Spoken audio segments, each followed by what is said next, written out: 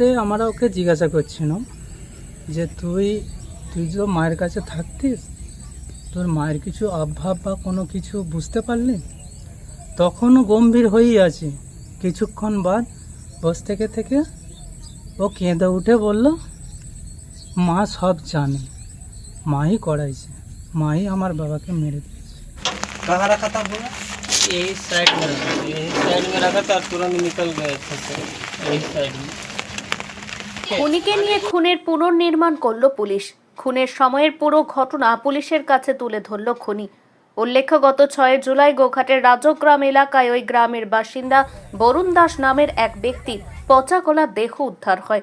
Police তদন্তে নেমে এই ঘটনায় ব্যক্তির স্ত্রী ও স্ত্রীর প্রেমিক তন্ময় দাসকে গ্রেপ্তার করে। পুলিশ জানায়, বরুণ দাসের স্ত্রী মিতা দাসের সাথে তন্ময় দাসের পরকীয়ার সম্পর্ক ছিল। পথের কাঁটা সরাতে স্ত্রী ও তার প্রেমিক মিলে বরুণকে খুন করে। এই ঘটনায় জড়িত থাকার অভিযোগে গত শুক্রবার গুজরাট থেকে তেলেঙ্গানা যাওয়ার পথে ঝাড়খণ্ডের বাসিন্দা সন্তোষ পণ্ডিতকে গ্রেপ্তার করে গোঘাট থানার পুলিশ। তাকে আদালতে পাঠিয়ে পুলিশি হেফাজতে নিয়ে বৃহস্পতিবার অভিযুক্ত সন্তোষকে নিয়ে এলাকায় যায় পুলিশ। খুনের পুনর্নির্মাণ করে। কিভাবে বরুণকে খুন করেছিল, কিভাবে কেমন করে তাকে পুকুর পাড়ের জঙ্গলে ফেলা হয়েছিল তা খুনিকে করে দেখাতে বলে পুলিশ, এবং খুনি তা করে দেখায়। ঘটনা নিয়ে মৃতর পরিবার পরিজন কি বলছেন শুনুন।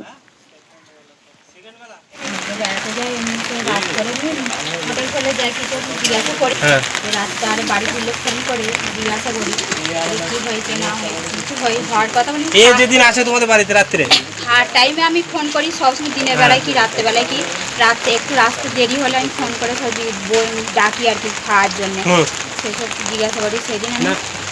সেদিন তুমি ওকে প্রায় কতবার ফোন করেছিলে? আমি ফোন করেছি। কতবার? আমাদের কাছে সব রেকর্ড আছে, তুমি বলো না। ফোন করেছিল, অনেকবার করেছিল, ধরিনি। ফোনটা ধরে নিয়েছে। হ্যাঁ, কটার সময় এসেছিল? এই 11:30 12:15 নাগাদ তোমাদের বাড়িতে এসেছিল এই দুজন মিলে। তারপরে তোমার একবার ফোনটা ধরলো, লাস্ট একবার ফোন ধরেছিল তো? ফোনটা ধরে কিছু বললো যে আমি বাড়ি ফিরছি, করিনি কিছু জিজ্ঞাসা করি। কথা হয়েছে কিছু আমাকে এ ছিল তো বলেনি, সে আমি জানি। কিছু বলে না, আমি জানি না। কেউ যদি কাউকে মারে তখন কি এসে বলবে যে আমি মেরে আসলাম? এ কি এসেছিল তোমার স্বামীর সাথে? এসেছিল সেই রাত্রে। দিয়ে তারপরে কখন বেরিয়ে গেল? সকালবেলা চলে গেছে। সকাল মানে কত সকালে? একটু 5টা 5:30 5:30 নাগাদ বেরিয়ে যায় এখান থেকে, তাই তো? তোমার স্বামী নিয়ে বেরিয়ে যায়, তাই তো? মোটরসাইকেল নিয়ে কোথায় দিয়েছিল আমি বলতে পারবো না। মোটরসাইকেলের ডিকি আছে, হ্যাঁ? একটু দেখো কোথায় থাকে, ওর আশেপাশে খুঁজে দেখো যে ফোন হাতে নেই কোনো। দেখো ঘরে গিয়ে দেখো কোথায় সই।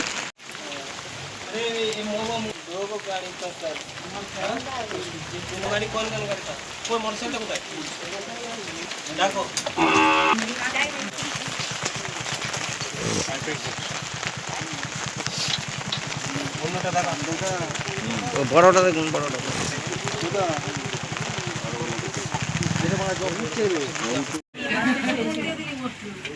একসাথে ছুঁয়েছিল তিনজন। কিছু জানি না, কিছু ফোনটা ছিল, তাই তো? ফোন থাকে না, ফোন কোনো আমি দেখিনি। একবার দেখো খুলে দেখো। কারণ হলো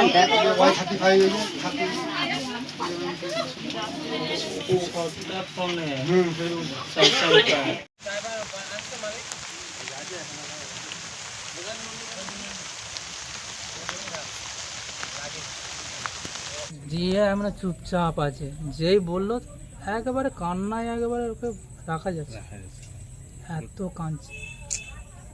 কিভাবে কি ভয়ের মধ্যে ছিল?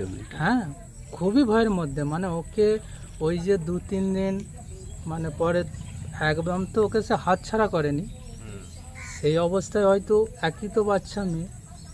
এবার ওকে হয়তো দিনের পর দিন হয়তো বলেছে মেরে দেবো, পুলিশে দেবো। ও যেটা বলছিল আমাদেরকে যে যেহেতু আমাদেরকে এরকম খুবই ভয় দেখাচ্ছে, আমাকে মেরে দেবে, পুলিশে দেবে, কিংবা হয় নিজে বিক্রি করে দেবে, একদম মুখ খুলবি না, এরকম করে ওকে রেখেছিল।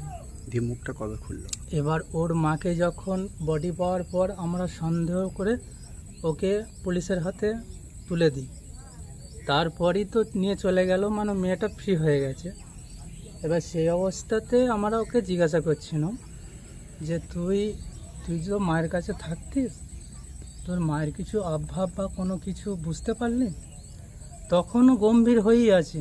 কিছুক্ষণ বাদ বস থেকে থেকে ও কেঁদে উঠে বলল, মা সব জানে, মাই করাইছে, মাই আমার বাবাকে মেরে দিয়েছে।